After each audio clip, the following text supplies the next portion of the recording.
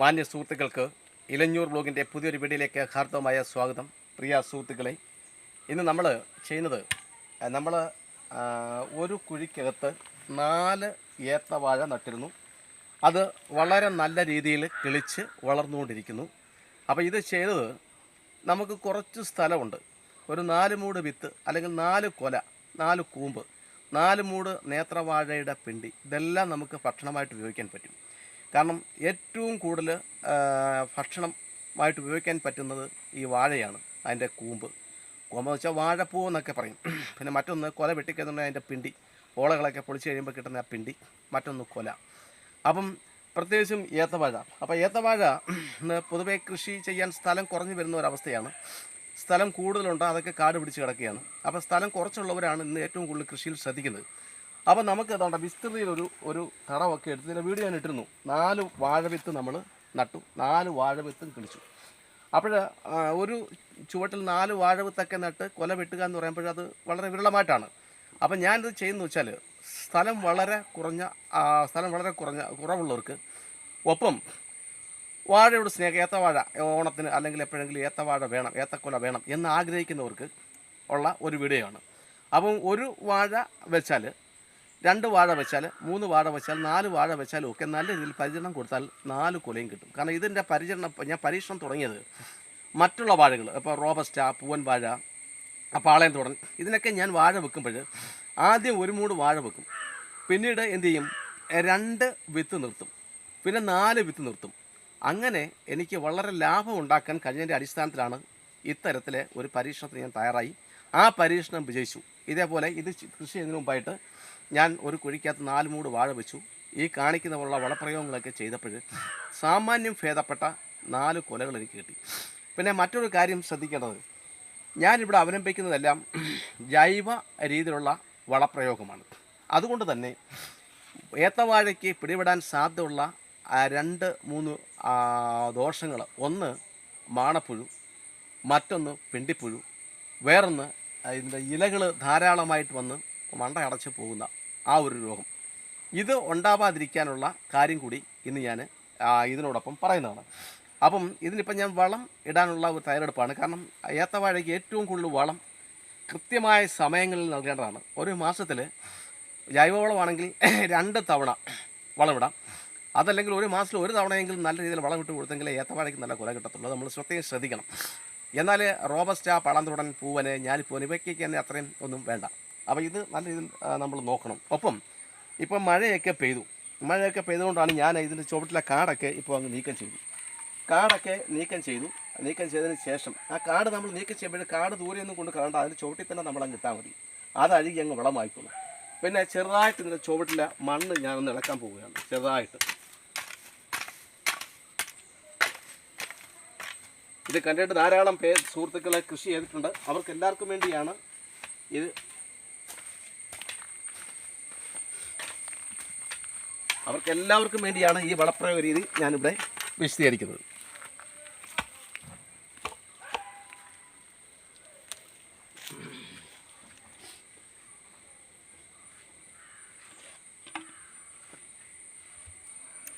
അപ്പോൾ ഞാൻ പറഞ്ഞിരുന്നു, പിണ്ടിപ്പുഴു, മാണപ്പുഴു, അതുപോലെ തന്നെ നാക്കടപ്പ്, ഈ രോഗങ്ങളൊന്നും ഉണ്ടാവാതിരിക്കാൻ ഞാൻ അവലംബിച്ച് വരുന്ന രീതി എന്ന് പറഞ്ഞാൽ ഇത് വേപ്പിൻ പിണ്ണാക്കാണ്. വേപ്പിൻ പിണ്ണാക്ക് കടകളിൽ 2 തരത്തിലുള്ള വേപ്പിൻ പിണ്ണാക്ക് മേടിക്കാൻ കിട്ടും. ഒന്ന് പൊടിയായിട്ടുള്ളത്, മറ്റൊന്ന് കട്ടയായിട്ടുള്ളത്. ഇത് കട്ടയായിട്ടുള്ള സംഗതി, ഇത് ഞാനിപ്പോൾ കൈകൊണ്ട് തന്നെ ഇത് പൊടിച്ചതാണ്. പൊടിയായിട്ടുള്ളത് ഞാൻ അങ്ങനെ മേടിക്കാറില്ല, കാരണം അത് കുരുവിൻ്റെ തോടാണ് കൂടുതലുള്ളത്. ഈ കട്ടയായിട്ടുള്ള വേപ്പിൻ പിണ്ണാക്ക് നല്ലൊരു കീടനാശിനിയാണ്, 1-ാം തരം കീടനാശിനിയാണ്, ഒപ്പം നല്ലൊരു വളവുമാണ്. അപ്പം ഞാൻ പറഞ്ഞു, ഏത്തവാഴയ്ക്ക് ഏറ്റവും കൂടുതൽ രോഗങ്ങൾ ഉണ്ടാവാനുള്ള സാധ്യതയുണ്ട്. അതില്ലായ്മ ചെയ്യാൻ, രോഗങ്ങൾ ഉണ്ടാവാതിരിക്കണമെന്ന് ആഗ്രഹമുണ്ടെങ്കിൽ വേപ്പിൻ പിണ്ണാക്ക് കൃത്യമായ ഇടവേളകളിൽ വാഴയ്ക്ക് കൊടുത്താൽ മതി. അപ്പോൾ കൊടുക്കുമ്പോൾ നമ്മൾ ശ്രദ്ധിക്കേണ്ട ഒരു കാര്യം എന്ന് വെച്ചാൽ, അതുകൊണ്ട് ഇത് ഈ പോള ഉണ്ടാവുന്ന ഈ ഭാഗം, ഇതിന് ഞങ്ങൾ കവിളം എന്നാണ് പറയുന്നത്, വാഴയുടെ കവിളം എന്നാണ് പറയുന്നത്. അതുകൊണ്ട് ഈ ഭാഗത്ത് കണ്ടോ,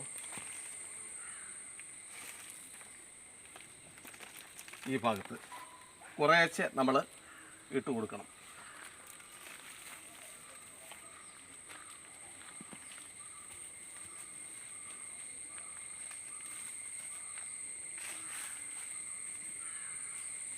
അങ്ങനെ വാഴയുടെ കവിളിൻ്റെ ഭാഗത്ത് മൊത്തം വേപ്പിൻ പിണ്ണാക്ക് നമ്മൾ ഇട്ട് കൊടുക്കുക എന്തിനാണെന്ന് ചോദിച്ചാൽ, ഇത് മഴ പെയ്യുന്ന ഉടനെ വെള്ളം ഈ കവിളിൽ വന്ന് കെട്ടി നിൽക്കുകയും അങ്ങനെ വേപ്പിൻ പിണ്ണാക്ക് ആ വെള്ളവുമായിട്ട് ലയിച്ച് പോളയിലൂടെ താപ്പോട്ടൊഴുകി അതിൻ്റെ ചുവട്ടിൽ പതിക്കുകയും ചെയ്യും.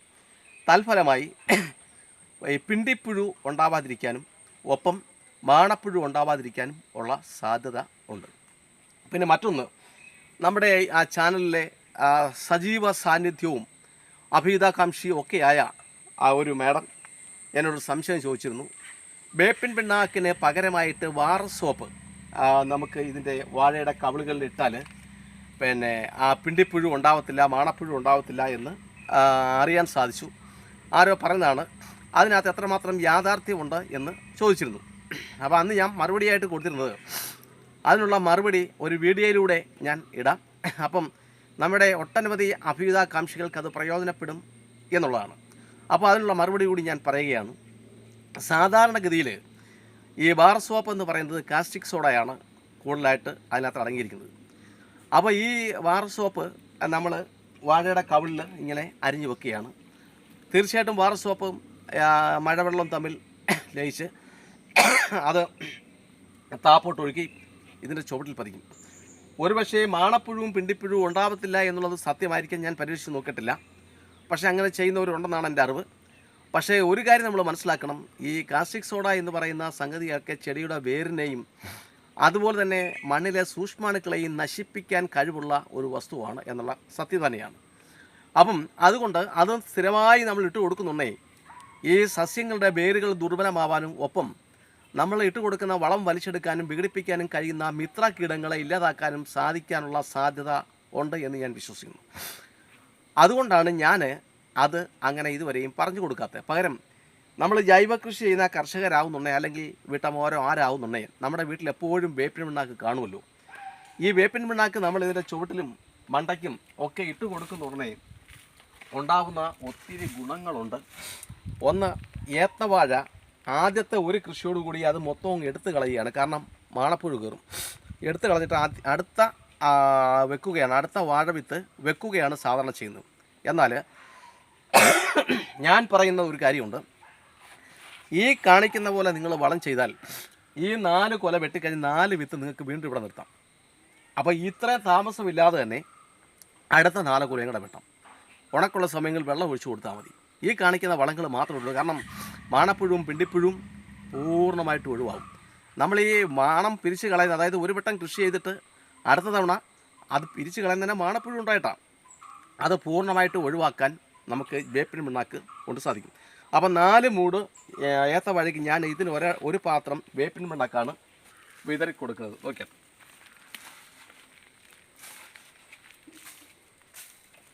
വിതറി കൊടുത്തു. ഇനി മറ്റൊരു സംഗതി കൂടെ ഞാൻ ഒഴിച്ചു കൊടുക്കുകയാണ്. നിങ്ങൾ നോക്കിയാൽ നല്ല കറുപ്പ് നിറമുള്ള ഒരു ലായനി വളമാണിത്. നല്ല കറുപ്പ് നിറമുള്ള ഒരു ലായനി വളം. ഈ തയ്യാറാക്കിയിട്ടുള്ളത് വേപ്പിൻ പിണ്ണാക്കും കടലപ്പിണ്ണാക്കും നമ്മുടെ പഴത്തിൻ്റെ തൊലി, അതായത് ഈ നേത്രവാഴ ഉൾപ്പെടെയുള്ള പഴത്തിൻ്റെ തൊലിയും കൂടെ ഒരു വലിയ ജാറിനകത്ത് ഇട്ട് വെച്ച് നിറച്ച് വെള്ളം ഒഴിച്ച് ഒരു 15 ദിവസം 7 മുതൽ 15 ദിവസം വരെ കഴിയുന്നുണ്ടെങ്കിൽ അതിനകത്തുനിന്ന് കോരിയെടുത്ത ലായനിയാണിത്. ഈ ലായനിക്കകത്ത് ഞാൻ ചെയ്തത്, കോരിയെടുത്ത പാത്രത്തിൻ്റെ ഒരു 7 ഇരട്ടി 7 മുതൽ 10 ഇരട്ടിയോളം വെള്ളം നമുക്ക് ചേർക്കാം. അതിങ്ങനെ ഭംഗിയായിട്ട് യോജിപ്പിച്ചിട്ടുണ്ട്. ഈ യോജിപ്പിച്ച ഈ ലായനിയുടെ ഇതിൻ്റെ ചുവട്ടിൽ ഞാൻ ഒഴിച്ചു കൊടുക്കുകയാണ്. ഓക്കെ,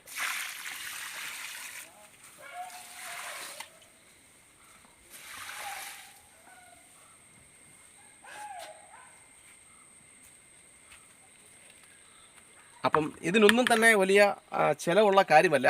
കാരണം 2 കിലോ വേപ്പിൻ പിണ്ണാക്കും 2 കിലോ കടലപ്പിണ്ണാക്കും 2 കിലോ പഴത്തിൻ്റെ തൊലിയും കൂടെ തയ്യാറാക്കുന്ന ഈ ലായനി വളം നമുക്ക് ഒട്ടനവധി കൃഷികൾക്ക് ഒട്ടനവധി തവണ ഒഴിച്ചു കൊടുക്കാൻ വേണ്ടി കിട്ടുമെന്നുള്ളത് സത്യമാണ്. അപ്പോൾ അതുകൊണ്ട് വലിയ ചിലവൊന്നും ഉണ്ടാകത്തില്ല. മറ്റൊരു പ്രത്യേകത എന്ന് വെച്ചാൽ ഈ പിണ്ടിപ്പുഴു മാണപ്പുഴു ഒന്നും ഇങ്ങോട്ട് ഏശത്തേയില്ല. തന്നെയല്ല, നമ്മൾ ഈ തയ്യാറാക്കിയ വളം പെട്ടെന്ന് വാഴ കുലയ്ക്കാൻ വാഴയെ പ്രാപ്തമാക്കുന്ന ഒരു വളം കൂടിയാണ്. അപ്പോൾ ഇത്രയും ചെയ്തതിന് ശേഷം നമുക്ക് അല്പം ചാരം കൂടെ ഒന്ന് വിതറി കൊടുക്കണം. കാരണം അതും ഒരുതരം അണുനാശിനി കൂടിയാണ്. തന്നെയല്ല, പൊട്ടാഷ് ധാരാളമായി അടങ്ങുന്നുണ്ട്. അതുകൂടെ നമുക്കൊന്ന് വരിട്ട് കൊടുക്കാം.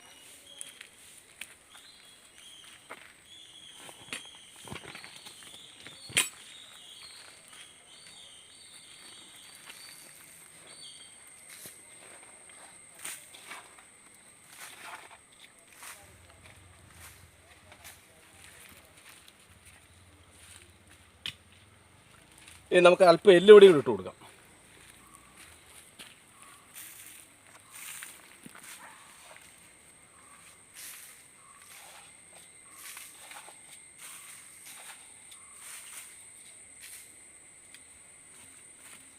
അപ്പോൾ ജൈവ കൃഷി ചെയ്യുന്നവർ ശ്രദ്ധിക്കേണ്ട ഒരു പ്രധാനപ്പെട്ട കാര്യം എന്ന് പറഞ്ഞാൽ, നമ്മൾ ഈ ചെയ്യുന്ന ഈ വാഴയ്ക്ക്, ഇതിപ്പോൾ ആദ്യമായി നട്ട വാഴയ്ക്കാണ് നമ്മൾ വളമിടുന്നത്.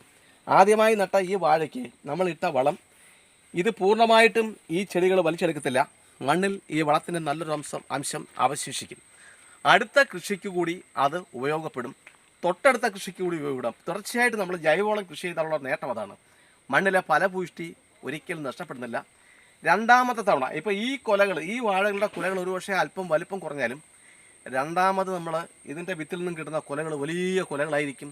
വളരെ പെട്ടെന്ന് കുലകൾ കിട്ടുകയും ചെയ്യും. അതാണ് ജൈവവളവും രാസവളവും തമ്മിലുള്ള വ്യത്യാസം. എന്നാൽ രാസവളം ഇടുവാണെങ്കിൽ ആദ്യത്തെ ഇത് തന്നെ പെട്ടെന്ന് വലിയ കുലകളാവും. തൊട്ടടുത്ത പ്രാവശ്യം രാസവളം ഇട്ടില്ലെങ്കിൽ ആ മണ്ണിൽ യാതൊന്നും ഉണ്ടാവത്തേയില്ല. ഇതാണ് മനസ്സിലാക്കുന്നത്. ഇനി നമുക്കിതിൻ്റെ മണ്ണും കൂടെ ഒന്ന് ഇട്ട് കൊടുത്താൽ ഇതിൻ്റെ ജോലി തീർന്നു.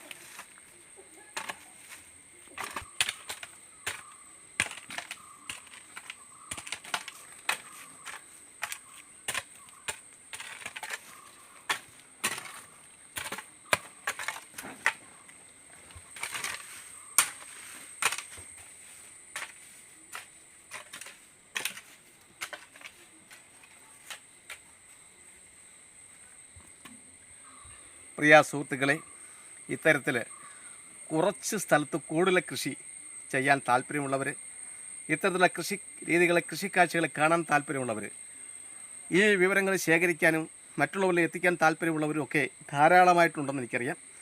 അത്തരക്കാർ ദയവായി ആദ്യമായിട്ടാണ് എൻ്റെ യൂട്യൂബ് ചാനൽ കാണുന്നതെങ്കിൽ ദയവായി ലൈക്ക് ചെയ്യുക, ഷെയർ ചെയ്യുക, സബ്സ്ക്രൈബ് ചെയ്യുക. ഒപ്പം നാളിതുവരെ എനിക്ക് പൂർണ്ണ പിന്തുണ നൽകിക്കൊണ്ടിരിക്കുന്ന എല്ലാ മാന്യമിത്രങ്ങൾക്കും ഞാൻ ഹൃദ്യമായി നന്ദി അറിയിക്കുന്നു. എല്ലാവർക്കും ഒരിക്കൽ കൂടി നന്ദി, നമസ്കാരം.